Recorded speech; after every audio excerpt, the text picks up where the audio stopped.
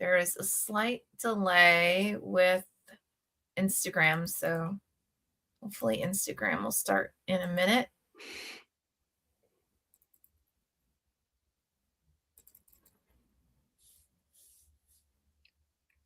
Okay, cool. All right. Hi. Fabulous. Oh, hold on one sec. Let's see. This one. Oh, okay. Well, that's weird. Okay, so cool. All right. So we're here with inspiration behind the stories with Alice Benson, the author of The Life That She Wanted. Her novel will be coming out with us in April. So only less than a month away. Woohoo! I'm excited. Yeah, that's great. So we're just gonna do as we do, we jump right into it. What was the moment that you said, oh my gosh, I have got to write this book? Okay, it's a long story to get to the well, not a super long story to get to the moment, but it started one day. You know, I have two granddaughters, and my oldest one called me, and this was probably 5 or 6 years ago.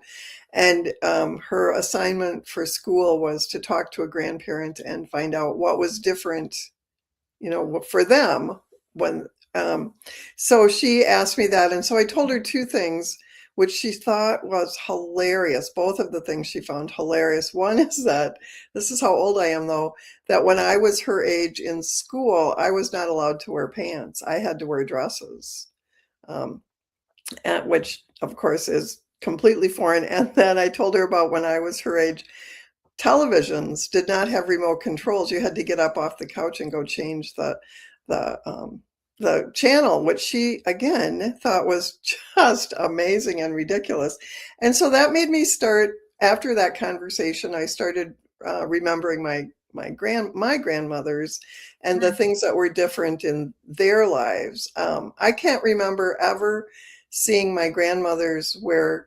My grandmothers always wore dresses. They never wore pants. They worked hard all the time, laundry and cooking and yard work and whatever, and they always had a dress on, which when I think back is just amazing.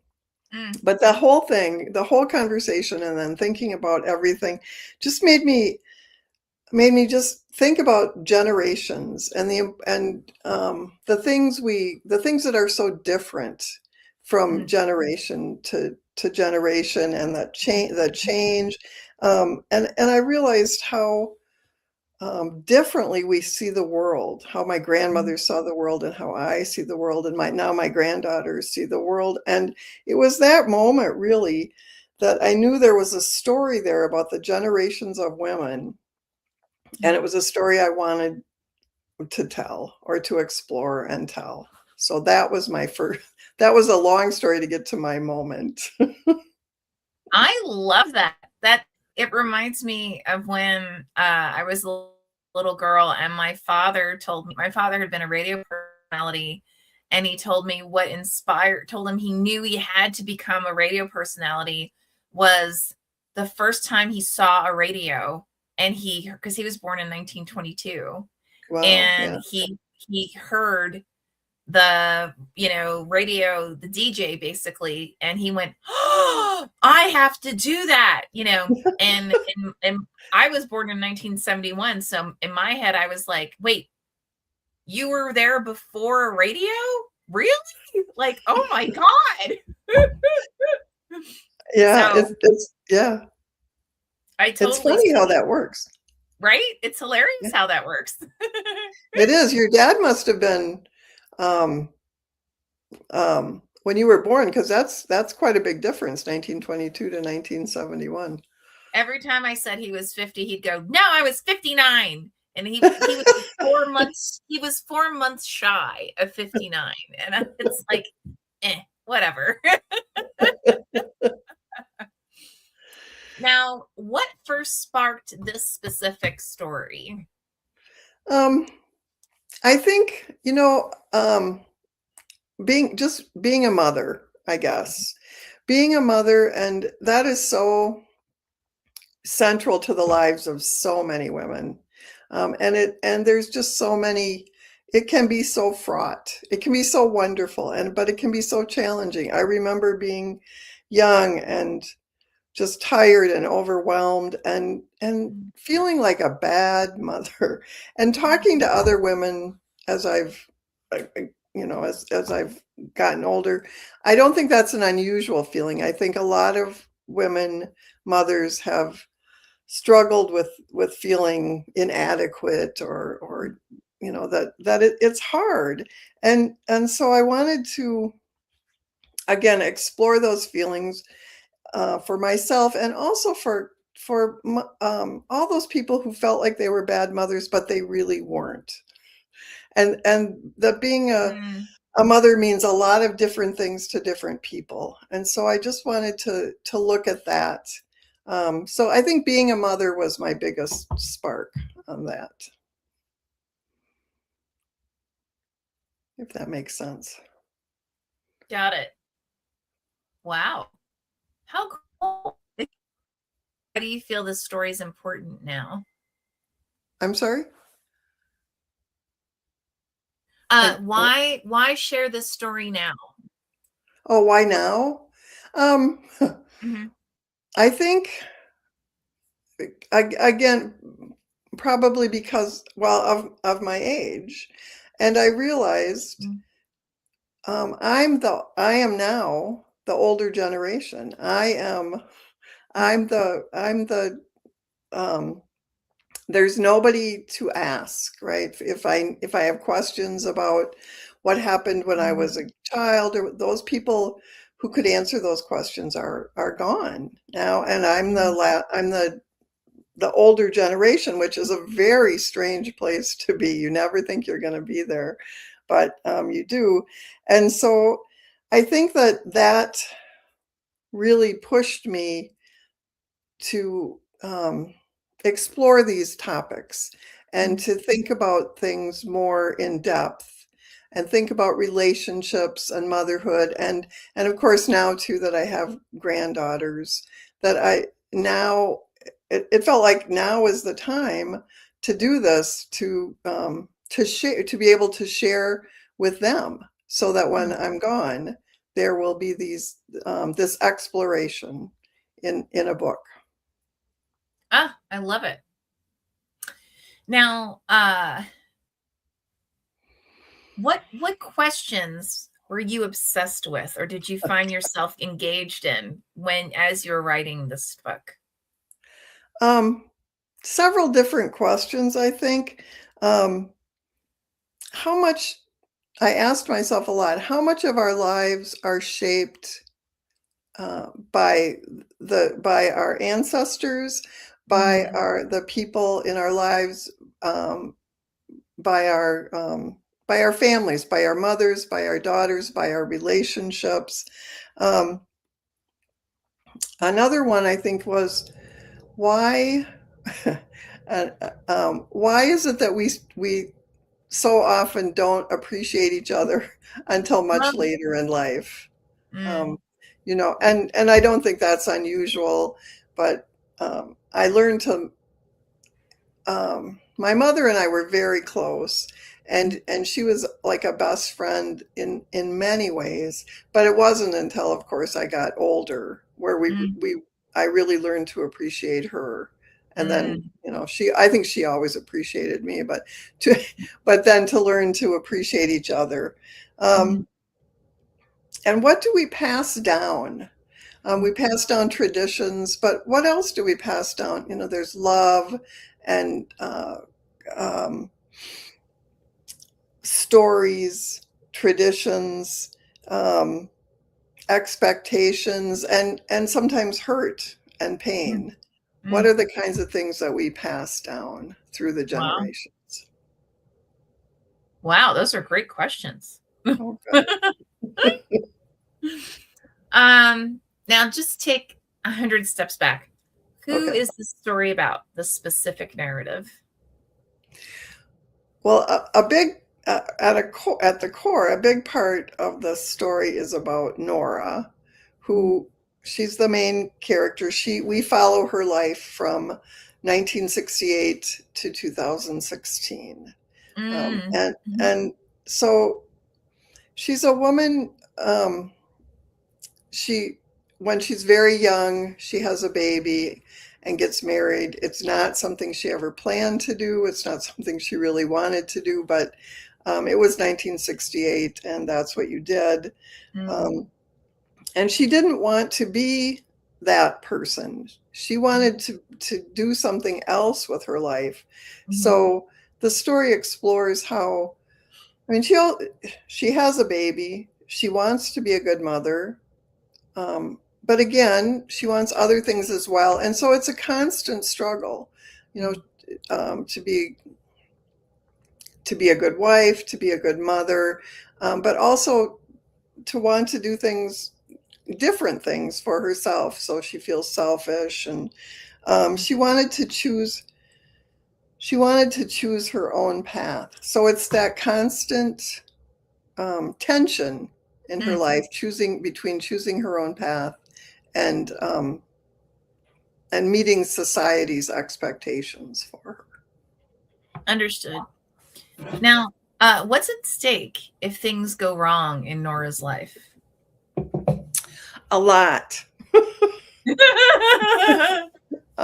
There's a lot at stake, and things, of course, do go wrong because it's life, Duh. and life always life always has things go wrong.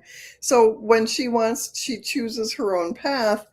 So it's like that creates a lot of conflict. She she's really struggles with trying to be a good wife and fit those expectations.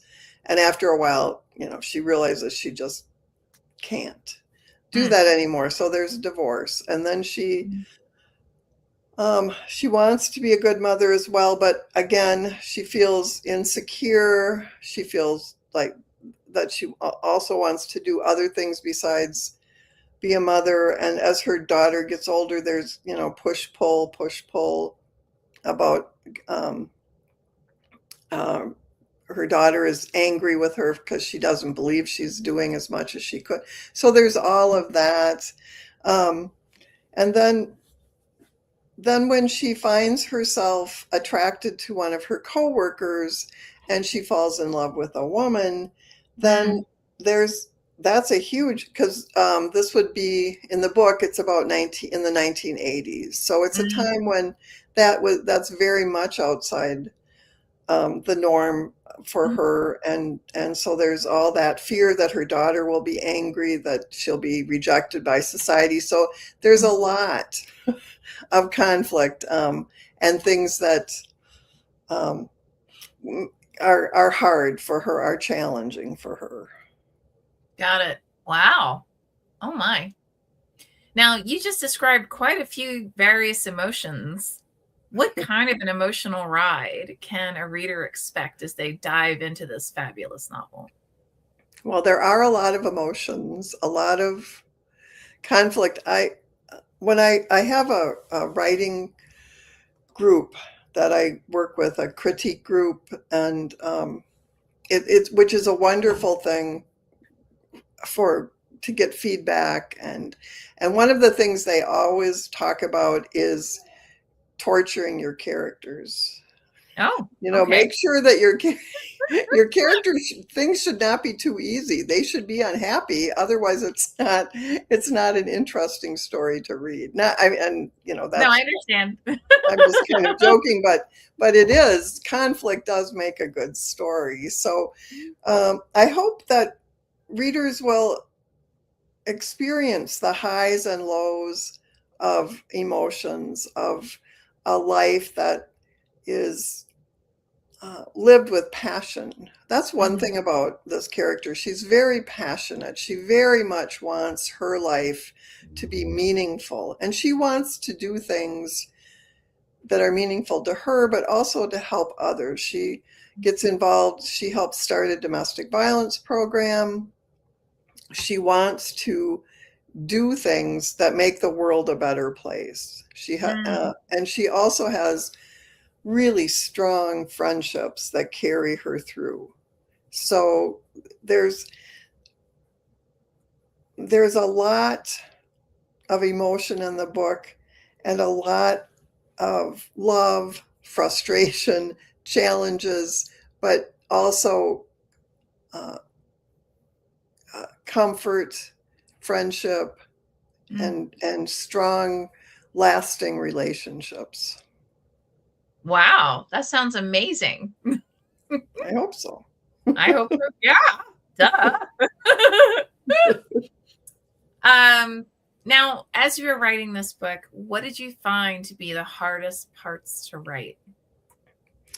I I I thought about this, and I think one of the hardest things was writing the character of the daughter, Lisa, Mm, okay. of the How dare Norse. I? No, I'm just kidding. Oh, that's, No. that's right. Look, I forgot. I didn't name her after you because I didn't know you yet, Well, I would assume that. but I really wanted her to be a strong, uh, realistic, authentic character, and I struggled with that a little bit because I didn't. It would have been easy to make her a little bit of a stereotype, just more of a foil for her mother, and Mm, an angry teenager, mm, and I wanted her to be her own person and more than just a reaction to her mother. And so she was probably my most challenging because I had to keep that in mind all the time as I got it. wrote, that to keep her real. Mm, understood. Um, Now, where were you specifically in your life when you were writing this book as it was taking shape, and how do you feel it may have changed you, if at all? I was so I was trying to remember. It was probably six. It was right after I talked to my granddaughter, who and so this had to be because she's 14 now, so it had to be at least 6 or 7 years ago that I talked to her and that set this book in motion. Uh, Uh, and so at that point in my life, I was retired. I think I was still working part time at doing some other things, but I was writing, um, and it was mostly because of what I said. But it was having my granddaughters, changed everything for me. Having them changed my life, was an amazing experience, and set me on this journey to explore these relationships. Mm. So I think it was having them in my life that really made the change. Oh, that's amazing. Um, now, Oh, and how did, oh, oh, I'm sorry, you said, how did the book change me? yeah. Mhm. If it did, I think it helped me see, I think it helped me be more gentle to myself, more compassionate, more understanding of the fact that, and you know this in your head, you know that it's hard being a mother, but you're still really hard on yourself. But this made me, I think, more empathetic that yes, it really is hard being a mother, and yes, we really try hard and bump up against all sorts of expectations out there that are hard to meet all the time.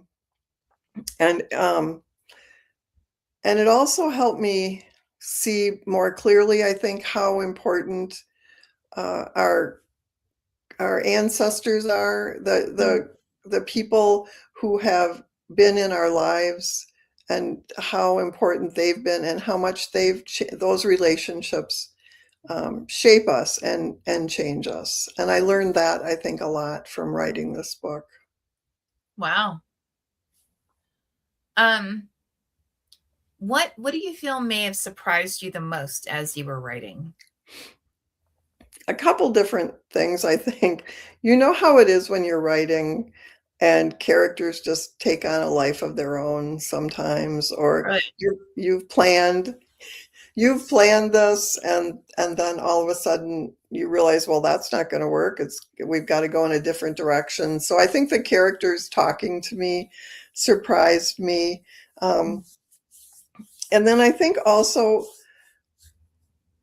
how emotional the process became, Mhm. more so than anything I've ever written. Exploring these relationships, exploring motherhood, and how hard it is sometimes to meet society's expectations. I think it surprised me how emotionally charged that was. Mm, that makes sense. Yeah. No, I understand that. Now you mentioned you found it challenging writing Lisa. Would you say Mhm. that she's the character that challenged you the most? And if Yes. so, how? I think she challenged me the most. Um, well, just because I wanted to keep her real and have her not Mm, become too much of a stereotype. got it. Okay, that's fair. Is there anything that almost didn't actually make it into the book, and why did I you keep it in? Oh, I'm sorry. I did think about the main character has several romantic relationships, and I almost took one out be- Mhm. because it just seemed, well, maybe not. Maybe that's not really going to work. But I was glad then, as I went through and we went back through the editing process and everything, I was glad that I kept it in because I think it showed something really important. Um, about her, and it revealed so much of her emotional life that I think it was important to keep it in. I'm glad that I did keep it in. Oh, So, cool. Wow, yeah. that's great. Um, Now, is there anything that you did keep out that in retrospect you either wish you had kept in or you had somehow revised and kept it in some capacity? I can't think of anything that I wish I would have put in that I didn't. Cool. Which is good, I guess. Yeah, totally. Who do you think will engage the most with this book? Well, and I hate to be cliche, I suppose women. Okay. Women, mothers, grandmothers, daughters. But I also think just anybody who um, is interested in relationships and how those relationships work, how people connect with one another, how Mhm. we see each other, and how our past connects with our future. So I think a lot of people, hopefully, will find the book interesting, challenging. Fabulous. And of the readers that you've had, what do they say? They just weren't expecting that. Um, I think that they were surprised. I know, they were surprised how their things changed from one generation to another, how they would get caught up in Nora and then Lisa, and then so they were really involved in a character, but then we changed direction, or we changed generations, and they were surprised at how much they got caught up in each generation, I think. Oh. Oh, cool. Yeah, Actually, that's very yeah, cool. it Yeah. was cool. Yeah, it was a good. Now let's say someone starts diving into it and they're like 20 pages in. What keeps them going? This book is very character driven. Mm, So I hope that what keeps them going is wanting to know more about these characters, seeing feeling maybe an emotional reaction to what the characters are going through, mhm. especially the main character, because in the first 20 pages, that's who you'll really connect with, and seeing hopefully that emotional connection with the characters draws them in and keeps them reading, and they want to see how it all turns out. They want to see how this person grows and changes and what her life has in store for her. Amazing. Um, Now is there is there like a mood you feel that the reader should be in when they first kind of like jump into it? I think it helps to be want to be thoughtful, Mm, open, open to the emotion, open to the challenges, and wanting to explore complexities and explore relationships. I think being more open and thoughtful would be a good place to be in reading the book. Oh, fabulous. Now, in one sentence, why should someone pick this up? Okay, let me see. I wrote the sentence down so I wouldn't forget it.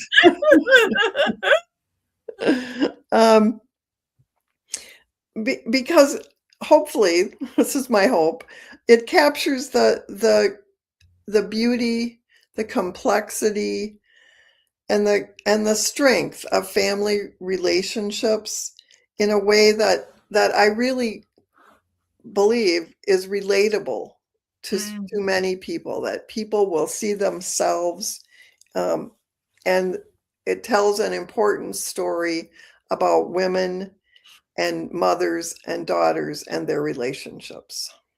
Oh, stunning. Now, before we jet, is there anything else that you may want to mention or talk about? No, well, I can't think of anything. I'm very excited. I'm very excited. It's been a very fun, I mean, it was a fun process writing the book, and then it was a really very